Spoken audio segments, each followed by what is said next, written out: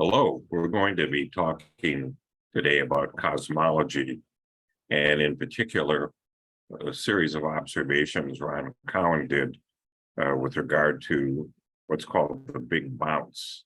So let's try and dig into this now, and I'll give you some background. Bear with me while I go in and share the screen for a second here. So what we have here is a picture showing a galaxy, and it was really only in the early 1900s, 1910, 1912, 1925, that optical telescopes had enough ability to gather light that that astronomers could see the little patches of what they thought were stars were in fact themselves galaxies that were created of tens of millions, hundreds of millions of stars, and that these were everywhere. So that was the first thing that drove it all. But the next thing that happened was people took a look at this and they decided to see, is it moving toward us? Is it moving away from us? What's going on here? And in doing so, they discovered that all of these stars, all of these galaxies that they saw out there, are all moving away from us right now. Well, if that's the case, then they all started off in the same place. So if we go backward in time, we'll come back to where everything was all together. And that's really the crux of modern cosmology here, is that there was the creation of the universe and that it's expanded ever since. The expansion of the universe is driven by space itself expanding. So space expanding, that creates, requires an energy, which is called dark energy, that it expands the fabric of space-time. And so everything is moving away from everything else. And then that leads to the question of, so is that all there is to the story? So the thing to keep in mind here is Ron Cowan was actually able to observe this through deep meditation.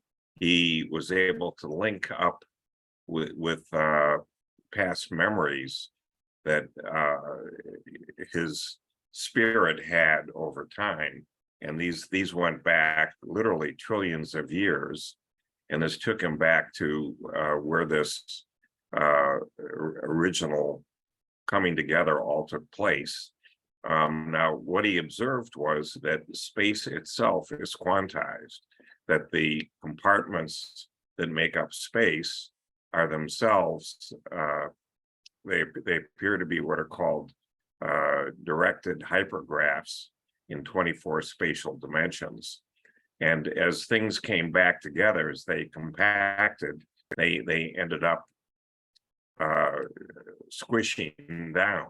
And you could think of this as a phase change, where you're going from air to from something like water to ice. So thinking of it as a phase change, you'd end up with the universe itself is actually going through a phase change, and all of the compartments that we're dealing, all these spatial compartments are all coming together to one another, and they're compactifying down into very, very small areas. And the thing to keep in mind here when you look at all this is that it appears there's actually a bounce that takes place. That's the key thing that Ron observed. Was he was looking, for example, for a bang, but instead it was a bounce where the space compartments bounced. They expanded rapidly, and that took us back into the state where we're at now. So this is what's called inflation, and the inflation of these spatial compartments that are each expanding, 10, 20, 30 orders of magnitude out into their actual full size from being all compacted together. And then things go out and out and out, and then cycle back, and the cycling back ends up taking us back to another bounce. And so there's been bounce after bounce, cycle after cycle over uncounted millennia. No one knows how long this is. So at the birth of everything, there's just this, call it a cosmic egg, you can call it a ball, that leads to this bouncing taking place. And then everything expands out. And so eventually there's nothing left. If we wait long enough, all of the things that are called black holes even are gone. And there's really no notion of time whatsoever. And this leads to the notion of a conformal mapping, where since we don't have any notion of time and space is what it is, we can just rescale things or conformally map them back to the beginning, and that takes us back to our bounce. So the thing that Ron observed in all of this was there's what he called the bubble torus. There's certain pieces of these fabrics of space compartments that actually make it through this bounce, and they appear to involve a lot of the information that we saw. And this is the only type of matter that appears to be able to survive this big bounce. Ron took a look at everything, and each of these latent space compartments had 23 of these closed strings in them. He always came up with 23. No idea where that came from. The strings are always vibrating like crazy, but the end result is, and this is what the string looks like. Notice it's closed.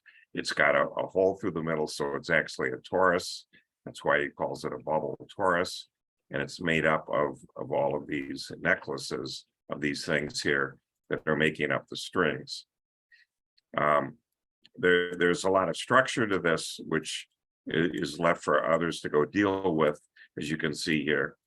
And what Ron observed was that out of the 26 total dimensions here, 2 for time, 24 for space, that 18 of them became compactified.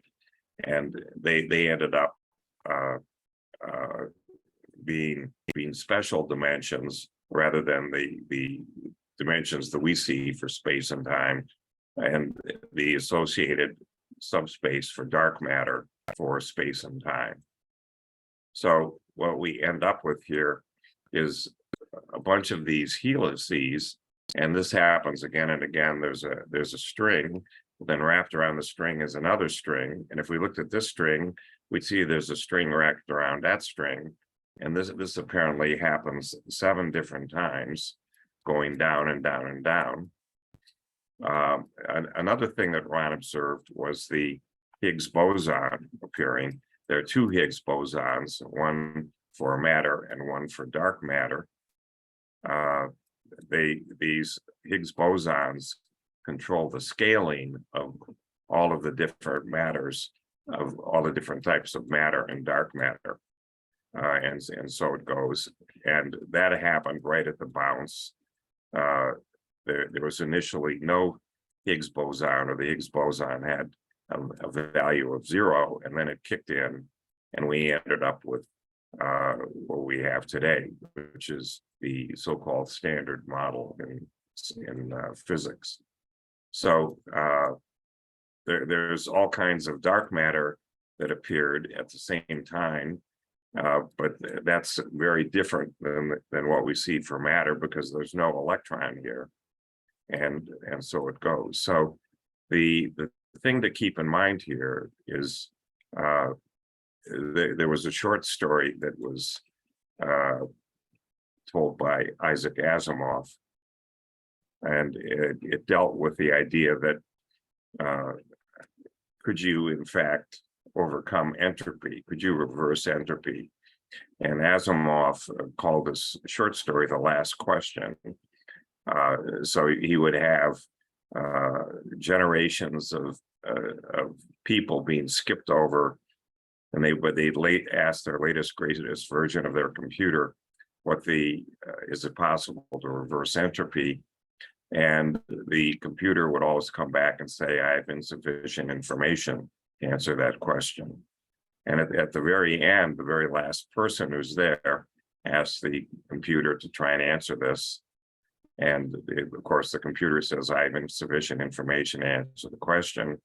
The computer then waits for a timeless amount of time, because there's nothing left. There's no people, there's no black holes, there's no anything, and realizes that it's possible to answer this question, but there's no one around. So it's probably better to just do a demonstration. So the computer says, let there be light, and there was light. So here Asimov is anticipating this notion of a bounce of a conformal universe that expands out and out and out, and then collapses on itself again and again. And he's very close to what apparently is really going on here. So with that, we're going to close things up, and I want to thank you for your time.